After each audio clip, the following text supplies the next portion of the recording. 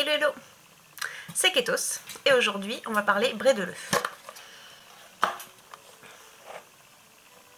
Je vous montre ma recette. La recette simple, elle vient de chez Elise Francis, la recette de bredala. Je vous la mets ici.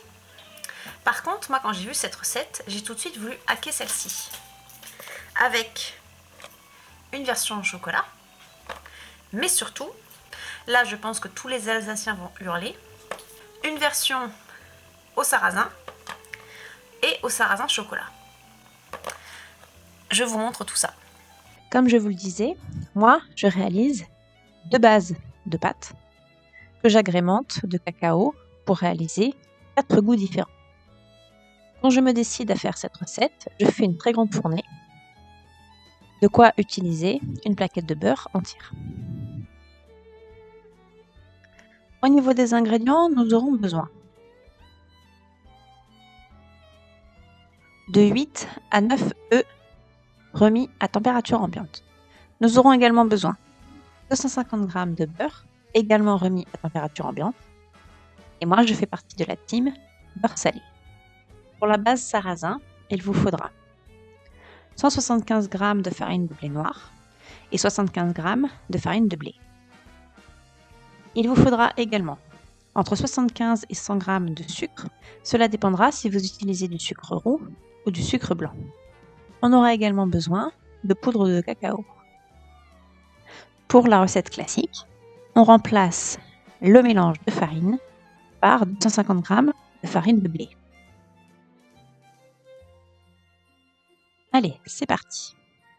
Je vais faire mes bases l'une après l'autre. Je commence par celle au sarrasin. Je coupe donc ma plaquette de beurre en deux, car pour 250 g de farine, nous avons besoin de 125 g de beurre. Dans un grand saladier, versez la farine de blé noir et la farine de blé. Ajoutez ensuite le sucre et mélangez un petit peu le tout. Ensuite, ajoutez 4 jaunes d'œufs. Il faut bien que les œufs soient remis à température ambiante.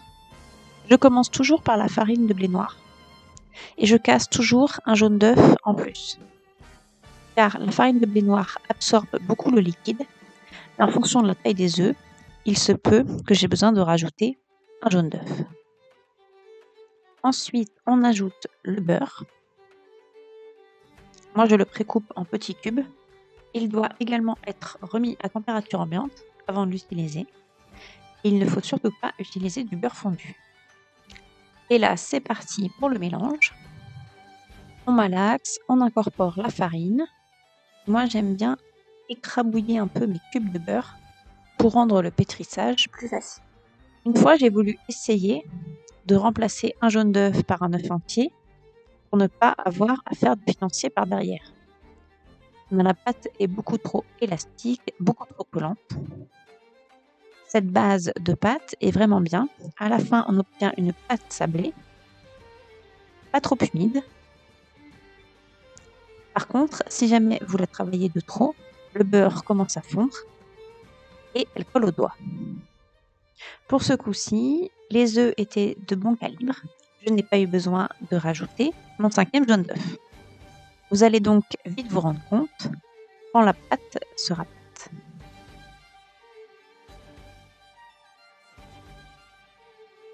Ensuite, je coupe mon petit pâton en deux et j'y ajoute ensuite du cacao. Et voilà, mes 2 bases au sarrasin sont prêtes, une nature et une au cacao. Je peux donc enchaîner avec ma base classique. On mélange la farine et le sucre. On ajoute ensuite les jaunes d'œufs, le beurre et on malaxe. Bon, là, je fais la maline. Depuis le début de la vidéo, je vous dis que quand je fais une fournée, j'utilise une plaquette de beurre entière. Bon, ben là, pour le tournage, j'ai mal calculé mon coût. Il me manquait de la farine. Du coup, j'ai utilisé, pour ma pâte classique, 2 fois moins d'ingrédients. Mais bon, vous avez compris l'idée.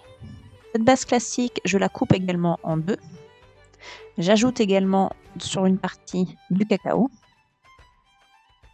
Et voilà mes 4 bases terminées. On est donc parti pour un petit tour couvert 2 heures au frigo. Une fois que la pâte a bien reposé au frais, elle a un tout petit peu durci, mais elle n'a pas levé. On est donc parti pour une étape d'abattage et de façonnage. Moi, j'aime bien que les biscuits soient épais. En sortie de cuisson, vous trouverez qu'ils sont un chouïa sous-cuits, mais à terme, si jamais vous les conservez plus longtemps, ils seront beaucoup moins secs.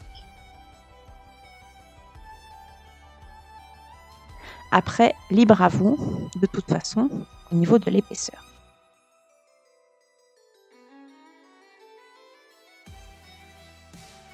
J'utilise des emporte-pièces différents pour chaque base. Ainsi, cela me fait un aide-mémoire pour savoir à quel goût est le petit brédeleux.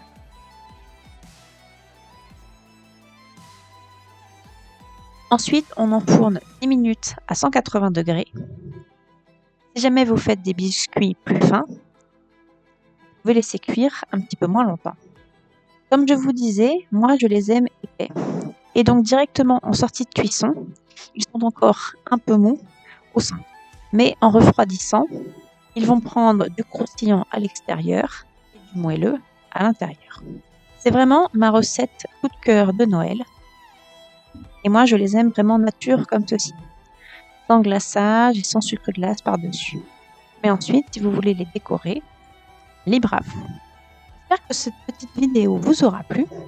Vous me direz si jamais vous aimez cette base au sarrasin.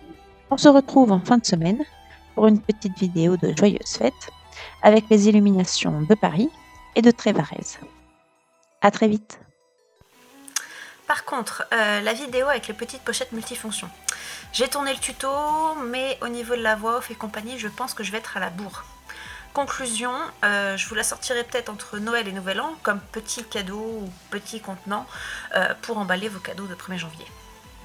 Si jamais vous faites partie comme moi des gens qui offrent des choses au 1er janvier. Voilà. Je suis pas Madame Mère Noël pour des prunes.